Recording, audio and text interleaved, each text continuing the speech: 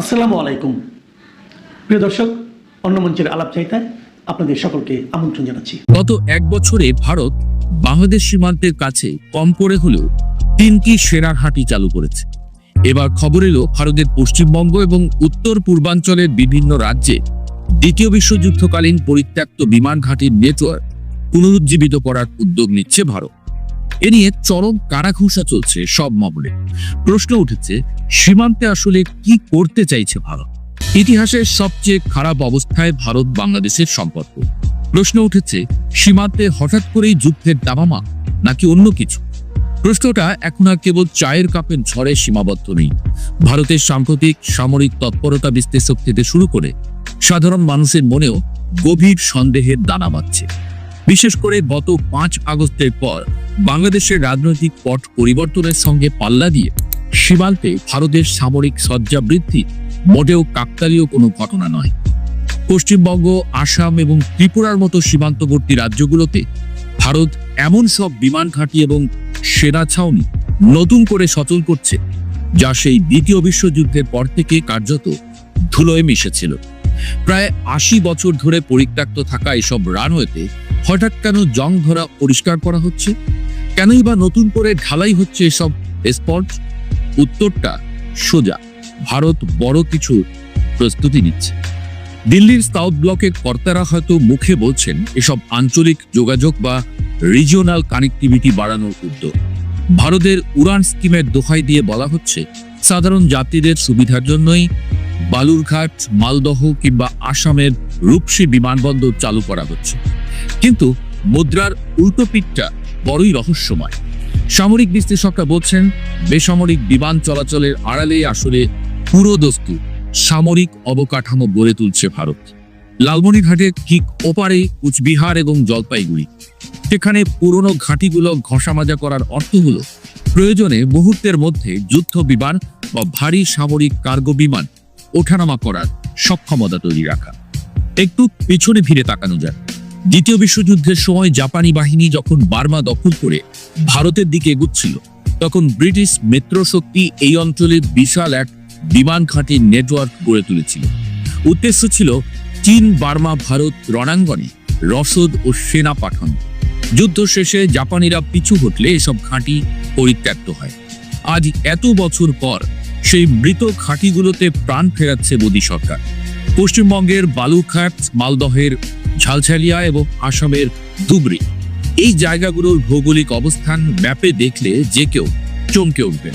এগুলো বাংলাদেশ সীমান্তের এত কাছে যে এখান থেকে ওরা কোনো ফাইটার জেট চোখের পলকে বাংলাদেশের আকাশ সীমায় ঢুকে পড়তে পারে। সবচেয়ে উদ্বেগের বিষয়গুলো ভারতের চিকেন স্নেক বা শিলিগুড়ি করিডোরকে কেন্দ্র করে তাদের অতি সতর্কতা। ভারতের মূল ভূখণ্ডের সঙ্গে উত্তর পূর্বাঞ্চলের 7টি রাজ্য বা 7 সিস্টার্সকে সংযুক্ত করেছে মাত্র 20 থেকে 22 কিলোমিটারের চওড়া এই করিডোর। ভৌগোলিক ও কৌশলগতভাবে ভারত এই জায়গাটি নিয়ে সবসময় তটস্থ থাকে। এতদিন বাংলাদেশের সঙ্গে বন্ধুত্বপূর্ণ সম্পর্ক থাকায় ভারত কিছুটা নিশ্চিন্ত ছিল। কিন্তু এখন প্রেক্ষাপট ভিন্ন। ভারতের আশঙ্কা, কোনো কারণে এই করিডোর বিচ্ছিন্ন হয়ে গেলে উত্তর পূর্ব ভারত পুরোপুরি হাতছাড়া হয়ে যাবে। আর এই আশঙ্কা থেকেই তারা চিকেন স্নেককে দুর্ভেদ্য দুর্গে পরিণত করার মিশনে নেমেছে বলে মত দিচ্ছেন সমর বিশ্লেষকরা। ভারতের আধ্যাত্মিক গুরু এবং প্রভাবশালী ব্যক্তিত্ব সদ্গুরু জাগি বাসু সেদিন বললে, এই সরু গলাটিকে বা চিকেন স্নেককে এলিফ্যান্ট নেক বা হাতির গলার মতো শক্তিশালী এবং প্রশস্ত করতে হবে। যা হোক, মাটির চিকেন স্নেককে তো আর টেনে লম্বা চওড়া করার উপায় নেই। তা করতে গেলে অবশ্যই দখল করতে হবে বাংলাদেশকে। এমন স্পষ্ট কথাবার্তা এখন সাধু সন্ন্যাসীদের গলা দিয়েও বের হওয়া শুরু করেছে। এখন প্রশ্ন হলো, ভারত কি সত্যিই বাংলাদেশে হামলার পরিকল্পনা করছে? আন্তর্জাতিক সম্পর্কের সমীকরণ বলে সরাসরি হামলা বা আগ্রাসন বর্তমান যুগে এত সহজ নয়। তবে ভারত যা করছে তাকে সামরিক পরিভাষায় বলা হয় ফোর্স প্রজেকশন বা শক্তির প্রদর্শন। এর মাধ্যমে তারা বাংলাদেশকে মূলত 3টি বার্তা দিতে চাইছে। প্রথমত, মানসিক চাপ সৃষ্টি করা। সীমান্তে হাজার হাজার সৈন্য, নতুন মিসাইল ব্যাটারি এবং যুদ্ধ বিমানের গর্জন শুনিয়ে তারা ঢাকাকে চাপে রাখতে চায়। দ্বিতীয়ত, ডিটারেন্স বা ভীতি প্রদর্শন। ভারত বোঝাতে চাইছে বাংলাদেশের মাটি ব্যবহার করে ভারতের উত্তর পূর্বাঞ্চলে কোনো বিচ্ছিন্নতাবাদী গোষ্ঠী যাতে মাথা চারা দিতে না পারে। এবং তৃতীয়ত, ভবিষ্যৎ যুদ্ধের মহড়া। আর এখানেই চলে আসে চীনের প্রসঙ্গ। ভারত আসলে কার ভয়ে এত প্রস্তুতি নিচ্ছে? কেবল কি বাংলাদেশ, নাকি বাংলাদেশের কাঁধের উপর দিয়ে উঁকি দেওয়া ড্রাগনের ভয়? লাদাখ ও অরুণাচলে চীনের সঙ্গে ভারতের সংঘাত নতুন কিছু নয়। ভারত মনে করে ভবিষ্যতে যদি চীনের সঙ্গে পুরোদস্তুর যুদ্ধ বাঁধে, তবে বেইজিং শিলিগুড়ি করিডোর বা চিকেন স্নেক কেটে দেওয়ার চিন্তা করবে। এতদিন ভারত ভেবেছিল এমন পরিস্থিতিতে তারা বাংলাদেশের ভূখণ্ড বা ট্রানজিট সুবিধা ব্যবহার করে তাদের সৈন্য এবং রসদ উত্তর পূর্বে পাঠাবে। কিন্তু 5 আগস্টের পরে ঢাকার সঙ্গে সম্পর্কের বরফ জমাট মাথায় ভারত সেই ভরসা আর করতে পারছে না। তাদের আশঙ্কা, যুদ্ধের সময় বাংলাদেশ যদি নিরপেক্ষ থাকে বা চীনকে সমর্থন দেয়, তবে ভারতের উত্তর পূর্বাঞ্চল অরক্ষিত হয়ে পড়বে। তাই তারা বাংলাদেশের উপর নির্ভরতা কমিয়ে নিজেদের সীমানার ভেতরেই বিশাল এক সামরিক বলয় গড়ে তুলছে। গত 1 বছরে ভারত 3টি নতুন সেনা ঘাঁটি বা সামরিক স্থাপনা তৈরি করেছে। পশ্চিমবঙ্গের চোপড়া, বিহারের কিষানগঞ্জ এবং আসামের ধুবড়ী জেলার লাচিত বরফুকান এলাকা। এই 3টি পয়েন্টটি স্ট্র্যাটেজিক। চোপড়া ও কিষানগঞ্জ সরাসরি শিলিগুড়ি করিডোরের পাহারাদার, আর ধুবড়ী হলো আসামের প্রবেশদ্বার, যা বাংলাদেশের কুড়িগ্রাম সীমান্তের লাগোয়া। এই ঘাঁটিগুলোতে নতুন করে মিসাইল রেজিমেন্ট এবং সার্ভেলেন্স ড্রোন মোতায়েন করার খবরও বিভিন্ন প্রতিরক্ষা জার্নালে আসছে। এর সাথে যখন যোগ হয় দ্বিতীয় বিশ্বযুদ্ধের বিমান ঘাঁটিগুলোর পুনর্জন্ম, তখন পুরো চিত্রটা পরিষ্কার হয়ে যায়। ভারত তার উত্তর পূর্বাঞ্চলকে একটি বিশাল দুর্গে পরিণত করছে, যার দেয়াল ঘিসে রয়েছে বাংলাদেশ। লালমনিরহাট বিমান ঘাঁটির প্রসঙ্গটি এখানে অত্যন্ত গুরুত্বপূর্ণ। বাংলাদেশের ভেতরে থাকা এই বিমান ঘাঁটিটি একসময় দ্বিতীয় বিশ্বযুদ্ধের অংশ ছিল। সম্প্রতি বাংলাদেশও এই বিমান ঘাঁটিকে আধুনিকায়নের উদ্যোগ নিয়েছে এবং এখানে অ্যারোস্পেস ইউনিভার্সিটি গড়ে তোলা হয়েছে। ভারতের শঙ্কা, লালমনিরহাটের এই ঘাঁটি ভবিষ্যতে চীনের বিমান বাহিনী ব্যবহার করতে পারে। এই প্যারানয় বা সন্দেহ বাতিক থেকেই ভারত তাদের সীমান্তে পাল্টা বিমান ঘাঁটি প্রস্তুত রাখছে। কোচবিহারের রূপসী বিমানবন্দরটি এরই মধ্যে সচল করা হয়েছে। জলপাইগুড়ির পাঙ্গা ও আমবাড়ি এবং দক্ষিণ দিনাজপুরের বালুরঘাট এয়ার স্ট্রিপগুলো যুদ্ধকালীন তৎপরতায় সংস্কার করা হচ্ছে। বালুরঘাট তো বাংলাদেশের হিলি সীমান্তের একদম কাছে। এখান থেকে ওরা হেলিকপ্টার, গানশিপ বা ড্রোন মাত্র কয়েক মিনিটের মধ্যে বাংলাদেশের উত্তরাঞ্চলের আকাশ সীমায় নজরদারি চালাতে সক্ষম হবে। ভারতের এই প্রস্তুতির পেছনে আরেকটি বড় কারণ হলো মিয়ানমারের গৃহযুদ্ধ এবং সেখানকার অস্থিতিশীলতা ভারতের মণিপুর এবং মিজোরাম সীমান্তেও উত্তাপ ছড়াচ্ছে। ভারত আশঙ্কা করছে বাংলাদেশ ও মিয়ানমার সীমান্ত উভয় দিক থেকেই তারা চ্যালেঞ্জের মুখে পড়তে পারে। একে তারা বলছে 2 and a half front war। Pakistan এবং চীন হলো 2 ফ্রন্ট, আর অভ্যন্তরীণ বা নিকটতম প্রতিবেশীদের দ্বারা সৃষ্টি হওয়া অস্থিতিশীলতাকে তারা হাফ ফ্রন্ট হিসেবে গণ্য করে। বাংলাদেশ এখন ভারতের নিরাপত্তা থিঙ্ক ট্যাঙ্কগুলোর কাছে সেই পটেনশিয়াল হাফ ফ্রন্ট বা অর্ধ রণাঙ্গন হিসেবে বিবেচিত হচ্ছে। তবে এসব সমরাস্ত্র আর ঘাঁটি পাহাড় গড়ার পেছনে আসল উদ্দেশ্য কি শুধুই প্রতিরক্ষা, নাকি আগ্রাসনের সুপ্ত বাসনা আছে? ইতিহাসের দিকে তাকালে দেখা যায় বড় দেশগুলো ছোট প্রতিবেশীদের ভয় দেখিয়ে নিজেদের স্বার্থ আদায় করতে পছন্দ করে। ভারত হয়তো বাংলাদেশে সরাসরি হামলা চালাবে না, কিন্তু এই সামরিক প্রস্তুতিকে তারা বার্গেনিং চিপ বা দর কষাকষির হাতিয়ার হিসেবে ব্যবহার করতে পারে বলে মত দিচ্ছেন বিশ্লেষকরা। ভারতের এই যুদ্ধংদেহী প্রস্তুতি বাংলাদেশের জন্য অবশ্যই উদ্বেগের, তবে আতঙ্কের নয়, প্রয়োজন সতর্কতা। চিকেন স্নেককে হাতি বানানো কিংবা পুরনো বিমান ঘাঁটি থেকে ধুলো ঝেড়ে ফেলার এই উদ্যোগ প্রমাণ করে দিল্লি এখন ঢাকাকে কৌশলগত চ্যালেঞ্জ হিসেবে দেখছে। বাংলাদেশের জন্য এখন সবচেয়ে বড় চ্যালেঞ্জ হলো কূটনৈতিকভাবে এই পরিস্থিতি মোকাবেলা করা এবং একই সঙ্গে নিজেদের প্রতিরক্ষা ব্যবস্থাকেও ঢেলে সাজানো। তবে যাই হয়ে যাক না কেন, যুদ্ধে না জড়াক উপমহাদেশ, এই চাওয়া আমাদের। ঐতিহাসিক নির্বাচনের কোনো আমেজ নেই, উল্টো নিরাপত্তার আইন শৃঙ্খলা পরিস্থিতি নিয়ে চিন্তিত সরকার। সরকারের মিত্রদের খুশি রেখে কতটুকু দায়িত্ব পালন করতে পারবে তা নিয়ে চিন্তিত পুরো পুলিশ বাহিনী। আর সরকারের মিত্রদের ঘুম হারাম হয়ে যাচ্ছে জোট আর আসন ভাগাভাগি নিয়ে। সরকার, প্রশাসন আর সরকারি মিত্রদের এসব চিন্তা দৃশ্যমান। এসব নিয়ে নিয়মিত গণমাধ্যমে খবর প্রকাশিত হচ্ছে। তবে পর্দার আড়ালে সরকারের মানে যমুনার যে চিন্তা, সেটি একেবারে ভিন্ন কিছু নিয়ে, যারা মাঠে নেই তাদেরকে নিয়ে। মাঠে না থেকেও সরকারের চিন্তা বাড়াচ্ছে কার্যক্রম নিষিদ্ধ থাকা আওয়ামী লীগ। চিন্তা বেড়েছে জাতীয় নিরাপত্তা উপদেষ্টা খলিলুর রহমানের মার্কিন সফরের পর। সূত্রগুলো বলছে, আওয়ামী লীগকে ফেরানোর প্রক্রিয়া নিয়ে কাজ করতে গত মে মাসে বিদেশিরা ট্রুথ অ্যান্ড রিকনসিলিয়েশন কমিশনের সুপারিশ করেছিল। সেজন্য সরকারের আইন উপদেষ্টা ও সাবেক প্রধান বিচারপতি দক্ষিণ আফ্রিকা সফরও করেছিলেন। সে চিন্তায় কেন ভাটা পড়েছে সে বিষয়ে জানতে চেয়েছে আমেরিকা সহ বেশ কয়েকটি দেশ। সাথে যোগ হয়েছে আরো বেশ কয়েকটি দেশ এবং সংস্থার পক্ষ থেকে অন্তর্ভুক্তিমূলক নির্বাচনের চাপ। আবার গোয়েন্দা সংস্থাগুলোর আশঙ্কা হলো, নির্বাচনের মাঠ থেকে আওয়ামী লীগকে পুরোপুরি বাইরে রাখায় সহিংসতা আর বিশৃঙ্খলা বেড়ে যেতে পারে বহুগুণে, যেটি সামাল দেয়া অসম্ভব হয়ে পড়তে পারে। সাথে সংখ্যালঘু নির্যাতনের ঘটনা বাড়লে বিদেশিদের প্রশ্নের মুখে পড়তে হতে পারে সরকারকে। গোয়েন্দা সূত্রগুলো বলছে, নির্বাচনের বিরুদ্ধে আওয়ামী লীগের নেতা কর্মীরা 18 জানুয়ারির পর ব্যাপকভাবে সক্রিয় হতে পারে। এমন পরিস্থিতিতে দেশে ও বিদেশে নানা তরফ থেকে আওয়ামী লীগকে নিয়ে আসা নানামুখী চাপ নিয়ে এখন সরকারকে ভাবতে হচ্ছে। অন্যদিকে সরকারের 3 মিত্রই চিন্তিত কিভাবে আওয়ামী লীগের ভোটগুলো নিজেদের বাক্সে আনা যায়। বলা যায়, মাঠে না থেকে মাঠের অনেকখানি দখলে রেখেছে আওয়ামী লীগ। বিস্তারিত জানতে চলুন যাওয়া যাক বিশ্লেষণে। নির্বাচনে সুষ্ঠু পরিবেশ বজায় রাখতে সবচেয়ে বড় দরকার শক্তিশালী আইন শৃঙ্খলা বাহিনী। কিন্তু গণমাধ্যমের খবর হলো, ভোটকে ভয় পাচ্ছে পুলিশ। ভোটের দিন স্বাধীন ও চাপ মুক্তভাবে দায়িত্ব পালন করা যাবে কিনা তা নিয়ে বাহিনীর ভেতরে সৃষ্টি হয়েছে এক ধরনের ভীতি, শঙ্কা।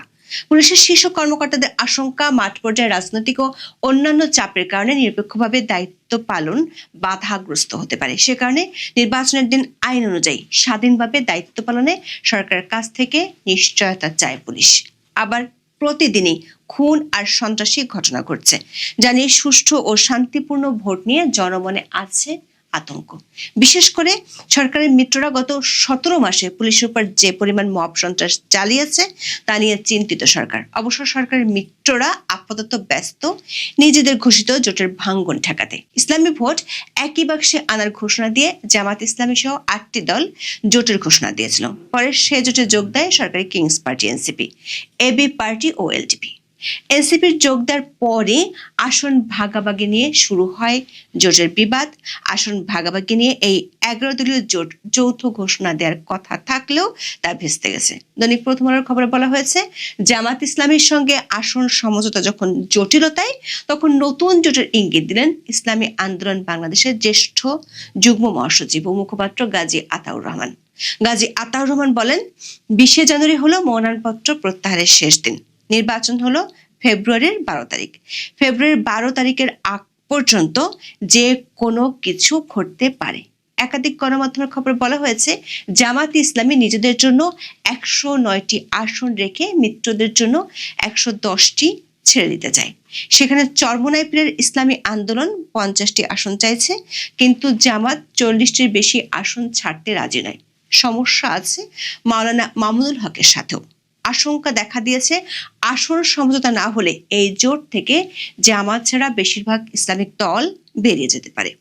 দর্শক, এই সব দৃশ্যমান চিন্তার বাইরে সরকারকে সামাল দিতে হচ্ছে অদৃশ্যমান একটি বিষয়কে। সেটি হলো কার্যক্রম নিষিদ্ধ থাকা আওয়ামী লীগ ও অন্তর্ভুক্তিমূলক নির্বাচনের চাপ। গত বছরের 12 মেতে সরকারের নির্বাহী আদেশে আওয়ামী লীগকে নিষিদ্ধ করার পর নির্বাচনে আওয়ামী লীগ অংশ নিতে পারবে কিনা, দলটি যদি নিষিদ্ধ থাকে তাহলে তার ভোটাররা কি করবে, এসব নিয়ে বহু আলোচনা হয়েছে। সবশেষ বাংলাদেশের আগামী সংসদ নির্বাচনকে অন্তর্ভুক্তিমূলক করার আহ্বান জানিয়েছেন 4 ব্রিটিশ এমপি। তারা বলেছেন, সব দলের অংশগ্রহণ না থাকলে কোনো নির্বাচনকে গণতান্ত্রিক বলা যায় না। হাউস অব কমন্সের 4 এমপি হলেন Pop Blackman, Jimmy Shannon, Jas Atwal এবং ক্রিস ল। বিবৃতিতে তারা বলেন, ফেব্রুয়ারি নির্বাচনের অপেক্ষায় থাকা বাংলাদেশ গুরুত্বপূর্ণ সন্ধিক্ষণে দাঁড়িয়ে আছে। কিন্তু এমন পরিস্থিতিতে ব্যাপক জনসমর্থন থাকা রাজনৈতিক দলগুলোর উপর বর্তমানে নিষেধাজ্ঞা রয়েছে। এক্ষেত্রে জাতিসংঘের পাশাপাশি যুক্তরাজ্য বাংলাদেশের দীর্ঘদিনের মিত্রদের পরামর্শ উপেক্ষা করা হয়েছে। এই 4 ব্রিটিশ এমপি বলেছেন, মুক্ত, সুষ্ঠু ও অন্তর্ভুক্তিমূলক নির্বাচন না হলে বাংলাদেশের লাখ লাখ সাধারণ নাগরিক ভোটাধিকার থেকে বঞ্চিত হবেন এবং তারা ভোট দিতেই যাবেন না। বিবৃতিতে বলা হয়, সব প্রধান রাজনৈতিক দলের অংশগ্রহণ ছাড়া অনুষ্ঠিত কোনো নির্বাচনকে গণতান্ত্রিক বলা যায় না। বাংলাদেশের ভোটারদের উপর এমন বিধিনিষেধ আরোপ করা ডক্টর মোহাম্মদ ইউনূসের নেতৃত্বে অন্তর্বর্তী সরকার উচিত হয়নি, যারা কিনা নিজেরাই অনির্বাচিত। দর্শক, এর আগে ব্রিটিশ, আমেরিকান ও অস্ট্রেলিয়ান সংসদ সদস্যরা এমন চিঠি দিলেও অধ্যাপক ইউনূস তার আগের অবস্থানে অনড় ছিলেন, যে অবস্থানটি তিনি প্রকাশ করেছিলেন 2024 সালের 30 অক্টোবর। ওই দিন ব্রিটিশ সংবাদ মাধ্যম দ্য ফিনান্সিয়াল টাইমসকে দেওয়া এক সাক্ষাৎকারে তিনি বলেছিলেন, সাবেক প্রধানমন্ত্রী শেখ হাসিনা এবং তার দল আওয়ামী লীগ কোনো স্থান পাবে না বাংলাদেশে। তবে একাধিক সূত্রে জানা গেছে, জাতীয় নিরাপত্তা উপদেষ্টা খলিলুর রহমানের আমেরিকা সফর অধ্যাপক ইউনূস ও তার পরিষদকে চিন্তায় ফেলেছে। 8 থেকে 12 জানুয়ারি আমেরিকা সফর করেন খলিলুর রহমান। সেখানে অ্যালিস্টার হুকার ও পল কাপুর সহ তিনি বেশ কয়েকজন মার্কিন শীর্ষস্থানীয় কর্মকর্তার সাথে বৈঠক করেন। জানা গেছে, সেসব বৈঠকে মার্কিনীদের পক্ষ থেকে 7টি বিষয় বাংলাদেশের অন্তর্বর্তী সরকারের নজরে আনা হয়। সেই 7 বিষয়ের মধ্যে একটি হলো আওয়ামী লীগ ও সামনে নির্বাচন। জানা গেছে, ওই বৈঠকে ট্রুথ অ্যান্ড রিকনসিলিয়েশন কমিশন গঠনের বিষয়টি আলোচনায় উঠে আসে অন্তর্ভুক্তিমূলক নির্বাচনের বিষয়। খলিলুর রহমানের পক্ষ থেকে বিচার শেষ না হওয়া পর্যন্ত আওয়ামী লীগের কার্যক্রম নিষিদ্ধ থাকার বিষয়টি জানানো হলে মার্কিন কর্মকর্তা প্রত্যুত্তরে বাংলাদেশের 17টি জঙ্গি সংগঠনের সদস্যদের কেন গ্রেপ্তার করা হচ্ছে না সে বিষয়ে জানতে চাওয়া হয়। প্রশ্ন রাখা হয়, জেলপলাতক জঙ্গি সংগঠনের নেতারা প্রকাশ্যে কর্মকাণ্ড চালাচ্ছে কিভাবে? দর্শক, গত বছরের মে মাসে বিদেশি বেশ কয়েকটি দেশ ও সংস্থার পক্ষ থেকে সরকারকে ট্রুথ অ্যান্ড রিকনসিলিয়েশন কমিশন গঠনের প্রস্তাব দেওয়া হয়েছিল। 10 মে আইন উপদেষ্টা আসিফ নজরুল জানিয়েছিলেন, এই কমিশন গঠন করবে সরকার। পৃথিবীর বিভিন্ন দেশে এ ধরনের কমিশন গঠন করার জন্য দক্ষিণ আফ্রিকার কথা স্মরণ করা হয়। কারণ 1995 সালে সর্বজন শ্রদ্ধেয় আর্চ বিশপ ডেসমন্ড টুটুর নেতৃত্বে সেখানে যে ট্রুথ অ্যান্ড রিকনসিলিয়েশন কমিশন গঠন করা হয়, তার অনুসৃত প্রক্রিয়া, পদ্ধতি, বিধিবিধান সবই আদর্শ ও অনুসরণযোগ্য বলে সারা পৃথিবীতে মান্যতা পেয়েছে। এরপর কিভাবে এই কমিশন গঠন করা যায় সে অভিজ্ঞতা নিতে দক্ষিণ আফ্রিকায় যান আইন উপদেষ্টা ডক্টর আসিফ নজরুল ও সাবেক প্রধান বিচারপতি সৈয়দ রেফাত আহমেদ। কিন্তু সফর থেকে ফিরে তাদের সে পথে আর আগাতে দেখা যায়নি। অবশ্য তার আগেই বিদেশিদের চাপ সামলানোর জন্য অধ্যাপক ইউনূস কয়েকটি বিদেশি মিডিয়াকে সাক্ষাৎকার দিয়ে বলেন, আওয়ামী লীগ নির্বাচন করবে কি না সেটি তাদের সিদ্ধান্ত নিতে হবে। এরপর সাবেক প্রধানমন্ত্রী শেখ হাসিনা বলেছিলেন, তার দল নির্বাচনে অংশ নিতে চায়। 13 জানুয়ারি সন্ধ্যা অধ্যাপক ইউনূসের সাথে দেখা করেন ডোনাল্ড ট্রাম্প প্রশাসনের দায়িত্ব পালন করে যুক্তরাষ্ট্রের 2 সাবেক জ্যেষ্ঠ কূটনৈতিক অ্যালবার্ট গম্বিস ও পার্স্টন। তারা আওয়ামী লীগের উপর নিষেধাজ্ঞা তুলে নেওয়া এবং ট্রুথ অ্যান্ড রিকনসিলিয়েশন কমিশনের বিষয়ে জিজ্ঞাসা করেন। অধ্যাপক ইউনূস অবশ্য বলেছেন, এই কমিশন করা যেতে পারে, তবে এখন নয়। এটি না করার দায়ভার তিনি চাপিয়েছেন আওয়ামী লীগের উপর, কারণ আওয়ামী লীগ এখনো ক্ষমা চায়নি। সূত্রগুলো বলছে, খলিলুর রহমানের সাথে বৈঠকে মার্কিন কর্মকর্তারা অন্তর্বর্তী সরকারের কার্যক্রমে ব্যাপক অসন্তুষ্টির কথা জানিয়েছেন। বিশেষ করে সরকার সমর্থকদের মব সন্ত্রাসের কারণে আইন শৃঙ্খলা পরিস্থিতির অবনতির জন্য সরকারকে পরোক্ষভাবে দায়ী করা হয়। সাথে সংখ্যালঘু নির্যাতনের বিষয়টিও আলোচনায় উঠে আসে। এমন পরিস্থিতিতে বাংলাদেশের নির্বাচনের গ্রহণযোগ্যতা বিরাট প্রশ্নের মুখে পড়তে পারে বলে জানান মার্কিন কর্মকর্তারা। খলিলুর রহমানের ওই সফরের পর থেকে অধ্যাপক ইউনূস ও তার পরিষদের চিন্তা অনেকখানি বেড়েছে। বিশেষ করে বাংলাদেশের অভ্যন্তরীণ রাজনীতিতে বিদেশি কূটনীতিকদের যে টুইস্ট গ্রুপ, সেটির কর্তৃত্ব অনেকখানি ব্রিটিশ ও মার্কিনীদের হাতে। আবার ভারতের পক্ষ থেকেও অনেক দিন ধরে অন্তর্ভুক্তিমূলক নির্বাচনের কথা বলা হচ্ছে। ফলে শেষ পর্যন্ত ঐতিহাসিক নির্বাচন নিয়ে বিদেশিদের সমর্থন যদি পাওয়া না যায়, সেটি নোবেল বিজয়ী ইউনূসের জন্য একটা বড় ধাক্কা। এমন চিন্তার সাথে যোগ হয়েছে গোয়েন্দাদের আশঙ্কা। গোয়েন্দা রিপোর্টগুলো বলছে, কার্যক্রম নিষিদ্ধ থাকা আওয়ামী লীগ 18 জানুয়ারির পর থেকে মাঠে নামতে পারে। বিশেষ করে আগের মতো জটিকা মিছিল শুরু করলে জনমনে ভোট নিয়ে শঙ্কা আরও বাড়তে পারে।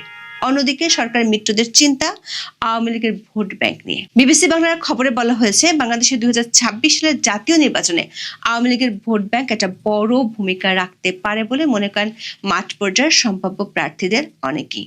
দল হিসেবে আওয়ামী লীগ নির্বাচনের বাইরে থাকার সম্ভাবনায় নৌকার সমর্থক ভোটারদের আকৃষ্ট করতে বিভিন্ন দলের মাঠ পর্যায়ের জোর তৎপরতা দৃশ্যমান হচ্ছে। জন্য স্থানীয় পর্যায়ে নৌকার সমর্থকদের নিরাপত্তার আশ্বাস, মামলা, হামলা ও হয়রানি থেকে রক্ষার ও নানা রকম প্রতিশ্রুতি দেওয়া হচ্ছে। রাজনৈতিক কার্যক্রম নিষিদ্ধ করায় আওয়ামী লীগের পক্ষে নির্বাচনে অংশ নেওয়া অনিশ্চিত হয়ে পড়েছে। ফলে দলটির ভোটারদের সমর্থন আদায়ে নানা কৌশল ও তৎপরতা দেখা যাচ্ছে প্রধান রাজনৈতিক দলগুলোর মাঠ পর্যায়ের প্রার্থীদের। এরই মধ্যে আওয়ামী লীগকে নিয়ে জামাত ও বিএনপি নেতাদের বক্তব্য সামাজিক যোগাযোগ মাধ্যমে আলোচনায় এসেছে। দর্শক, যমুনা ও তার মিত্রদের এমন নানামুখী চিন্তা ও চিন্তার পরিধি সামনের দিনগুলোতে আরো বাড়বে এমন আভাসই দিচ্ছে একাধিক সূত্র। এখন দেখা যাক ম্যাজিক ম্যান ইউনূস কিভাবে এসব চাপ সামাল দেন। এখন এ পর্যন্ত সবাই ভালো থাকুন, সুস্থ থাকুন, নিরাপদে থাকুন। দেখা হবে আগামী পর্বে।